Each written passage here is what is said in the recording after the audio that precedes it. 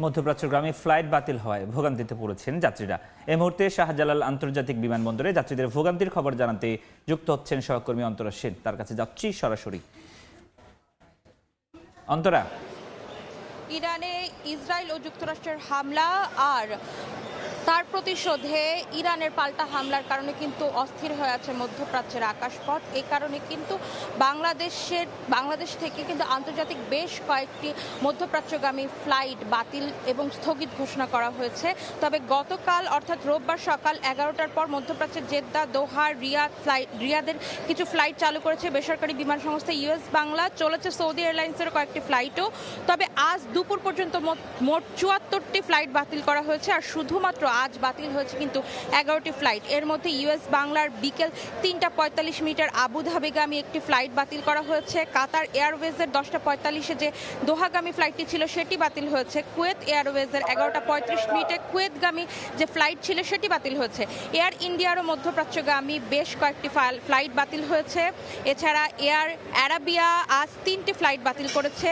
Jazeera airlines তাদের মধ্যপ্রাচ্যগামী সব flight বাতিল করেছে। এদিকে ইন্ডিগো এয়ারলাইন্স জানিয়েছে পরবর্তী নির্দেশনা না দেওয়া পর্যন্ত তাদের সকল ফ্লাইট কিন্তু বন্ধ থাকবে। ফ্লাইট বাতিল করা হয়েছে। তবে বাংলাদেশ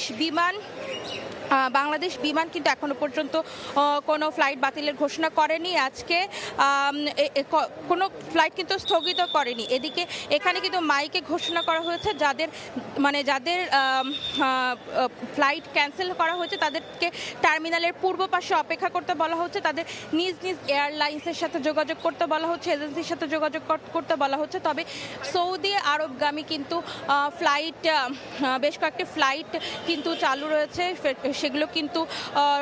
সেগুলোর যাত্রী কিন্তু ভেতরে ঢুকছে। তাদের সাথে কথা বলেছে আমরা। তারা জানিয়েছেন যে তারা এখনো পর্যন্ত কোনো ভোগান্তির শিকার হয়নি এখনো পর্যন্ত। তবে যে সকল ফ্লাইট বাতিল হয়েছে সে সকল যাত্রী কিন্তু তারা এসেছেন, তারা বলেছেন যে তারা কিন্তু বেশ ভোগান্তিতে পড়ছেন, কারণ তাদের আগে থেকে কিন্তু কোনো ধরনের তথ্য তারা জানান না।